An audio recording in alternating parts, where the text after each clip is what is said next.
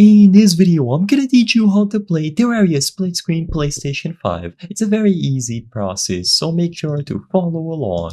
In this video, I'm gonna teach you how to set up split screen on any world that you have on PlayStation 5. So all that you have to do is first open Terraria, and from the home screen, as weird as this may seem, you have to go over to single player mode. If you choose to do multiplayer, you will not be able to do split screen, so you will only be able to share the same screen and play on the same world together if you go over to a single player world.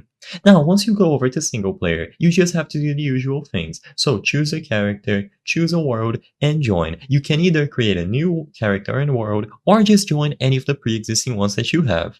Now, once you are inside of the world on single player, all that the secondary player has to do now is connect the additional controller to the PlayStation 5. This can be done with a cable, so a wired connection, or alternatively connected wirelessly. It doesn't matter as long as the secondary player gets the controller connected. Once the DualSense controller is connected, you might have to assign a user profile to that player. So if needed, go ahead and choose from any pre-existing user profiles or choose to play as a guest.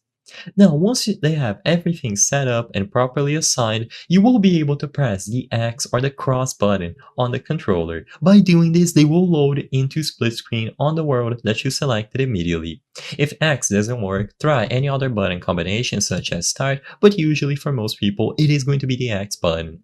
Now, once this is done, you will be able to go ahead and create your character to play split screen. Like I said, the button should be X, but you can also try the options button or any other one on your controller. As long as the controller gets detected with a user profile assigned, they will load in split screen immediately on the single player world that you chose. I hope I was able to help you on how to play Terraria Split Screen PlayStation 5. If this video helped you, please be sure to leave a like and subscribe for more very easy tips. Thank you for watching.